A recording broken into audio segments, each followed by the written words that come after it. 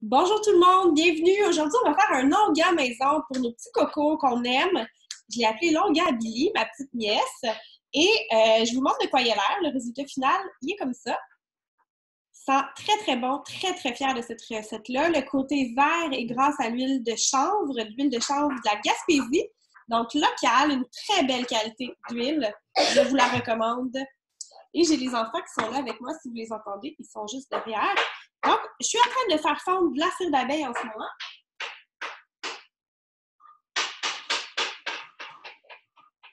Donc, on est au bain-marie, hein? On fait frémir un peu d'eau. Puis, ce qui va être important dans cette recette-là, ça va être de ne pas cuire, de ne pas mettre au bain-marie l'huile de chanvre. Elle est trop fragile. On la met dans une deuxième phase. Donc, c'est une recette qui va avoir deux phases. Première phase, bain-marie. On va utiliser 4,5 grammes de cire d'abeille. Et on va utiliser 4,5 grammes, c'est même pas tout à fait une cuillerée à thé. À peine un peu moins. Et on va travailler avec 20 grammes d'huile de noyau d'abricot, que, encore une fois, j'ai de la misère à ouvrir. Ah, je l'ai eu! Donc, je travaille en grammes, OK? Si jamais vous avez vraiment besoin que je vous donne les millilitres, je peux vous les dire approximativement, mais je trouve que ça ne donne pas un aussi bon résultat, honnêtement. Si je suis bien honnête. Donc, voilà pour mon huile. Ça va être les deux seuls produits qu'on va mettre au bain-marie. Finalement, c'est l'huile de noyau d'abricot et la cire d'abeille. Fait que j'attends juste que ma cire d'abeille soit bien fondue pour ajouter mon huile. Parce que moi, j'aime travailler en étapes, mais la plupart des gens vont tout mélanger. C'est parce que je ne veux pas surchauffer mon huile végétale, dans le fond, tout simplement. Est-ce que vous voulez venir dire allô, les enfants? Oui, juste pour passer ma machine. Donc, c'est sûr que quand on fait des recettes comme ça, on ne veut pas trop d'enfants ou il faut qu'elle les mette très propres. Donc, les enfants, vous n'approchez pas de rien parce que là, ils mangent une collation. Donc, on ne veut pas. C'est quoi cette collation? Coucou! Oh, ouais. Ils mangent des melons. Non, Quand tu prends pas. Des melons.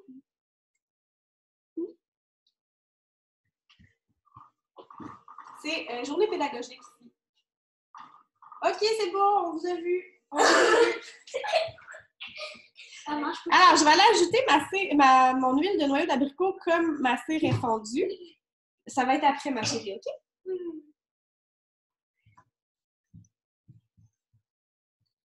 Donc, je laisse tout ça être parfaitement mélangé au bain-marie. Pendant ce temps-là, on va faire notre recette, notre phase 2, qui, elle, va tout pouvoir se mélanger au même moment. Donc, on y va avec 25 grammes d'huile de chanvre.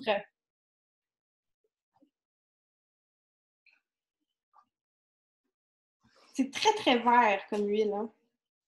Végétal. C'est beau. Ça se mange aussi. Hein? C'est aussi fait pour être mangé. C'est bon. On va ajouter un soupçon de vitamine E. Si vous demandez où je prends mes produits, encore une fois, ben là, l'huile de chanvre, je l'ai achetée en Gaspésie quand je suis allée.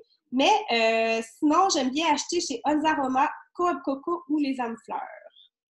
La vitamine E, dans le fond, elle a un très, très bel effet sur la peau. Hein? C'est un antioxydant aussi pour les huiles, donc ça va aider à garder notre recette plus stable. On va ajouter déjà nos huiles essentielles. Donc, pour la recette, je mets, j'utilise, comme c'est pour des petits, ça peut être même pour des bébés, j'aime vraiment travailler avec lavande, camomille romaine, et soit de la clémentine, les différentes sortes de mandarines ou la tangerine.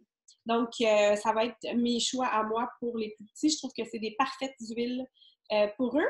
Et j'ajoute du romarin parce que je trouve que l'odeur du romarin boisé un peu avec la couleur très, très verte de l'huile de chanvre, ça va super bien ensemble. Ouais. Donc, la camomille, on n'en met jamais beaucoup, c'est une goutte. Je fais un triple de recettes, fait que regardez pas ce que je fais. J'en mets 3 fois plus, fait que ce que je vous dis, je le fais pas. Pour le romarin, on en met 3 gouttes.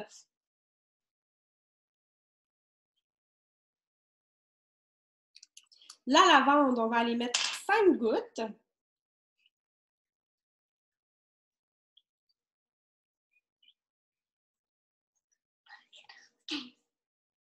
Et je mets de la clémentine parce que j'en ai. Certains d'entre vous allez l'avoir. Sinon, on travaille avec de la mandarine, comme je vous disais, les différentes sortes ou de la tangerine, ça fonctionne bien aussi. Et là, on en met 5 gouttes. Comment ça sent bon? Mais, hein? Et vous savez que j'aime brasser avec des bâtons à popsicle parce qu'après ça, je peux le mettre au compost. Fait que Flavie, tu vas venir me dire si ça sent bon.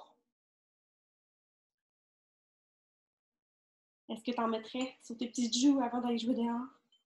Ben, peut-être pas quand il est liquide, là. Mais non, on va faire un beau beurre, ça va avoir cette texture-là. Regarde. Du beurre. C'est un ongle, hein? On pourrait l'appliquer aussi sur une peau éraflée, sur une petite peau troublée, eczéma, des choses comme ça. Non, c'est pas... Il est neuf. Puis, je voulais vous montrer ici, il a comme craqué. Je ne sais pas si vous voyez. Il est pas... ça, c'est comme un défaut qui est vraiment pas grave. Mais quand ça arrive, on a juste à prendre un séchoir à cheveux. On prend le temps de refaire fondre que le dessus et ça devient impeccable, comme si on l'avait acheté au magasin. Donc, si jamais vous voulez vraiment être attentif à ce que ça soit parfaitement lisse sur le dessus, vous pouvez simplement utiliser un séchoir à cheveux puis refaire fondre le dessus.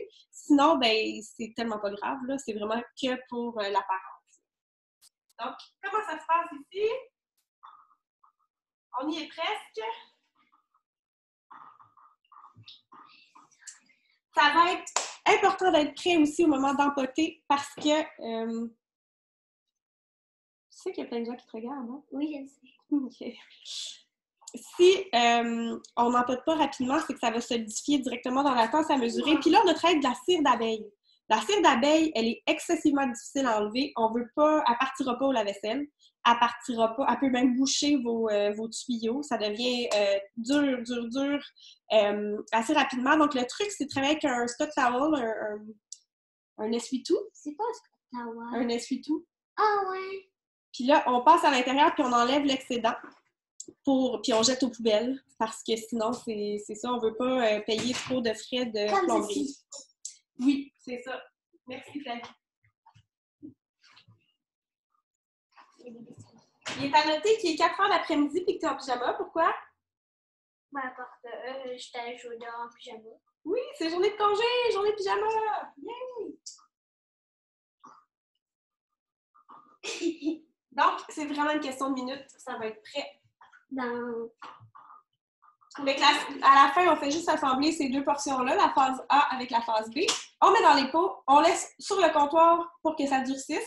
On étiquette, puis c'est prêt à offrir comme cadeau ou garder pour vous, faire ce que vous voulez. Ça peut être vraiment bon pour les peaux irritées, comme je vous disais, très, très intéressant. Bye!